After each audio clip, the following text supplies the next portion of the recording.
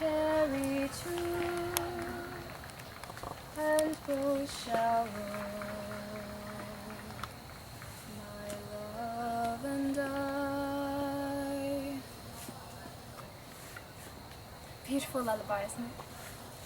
I can't believe I still remember it after 10 whole years.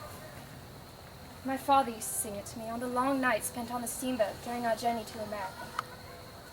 Between the spells of seasickness and the bustling of everyone around me, I could barely close my eyes. My father, he could always put me to sleep when he sang me that tune in his velvet voice. Oh my goodness, you'll have to excuse my poor manners. My name is Emma Frances Henry, and you're probably wondering what I was babbling on about earlier. You see, I was born in England and came to America in 1850 when I was just 9 years old, along with my father, John Francis. My father was a baker. It was a modest profession, but he was good at what he did. I was just whipping up one of his recipes as you all wandered in.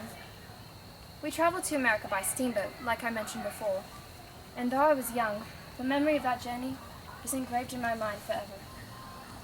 Let's see, the first thing I remember is the American doctors checking me for lice before boarding the ship. I felt as though I was a dog being checked for fleas. After going through the rest of the inspections and waiting in the endless lines, we were put in steerage with the rest of the immigrants traveling to America. Steerage was dreadful, to say the least. Everywhere I looked, there were people. People trying to sleep in their cold makeshift beds. Mothers trying to keep their babies warm and quiet. Too many people to count. Even so, I'm quite sure there were more rats than people on the ship. Many got sick on the ship, and some even died. Thankfully, my father and I made it to America alive. We were one of the 280,000 Brits that traveled to America between 1814 and 1860. We gave America its first taste of immigration, you know. After we came, Americans started forming all sorts of opinions on us coming into their country. Some weren't too fond of the idea, while others were very kind and welcoming. After the journey was over, we managed to assimilate quite easily because we were well educated and we spoke English.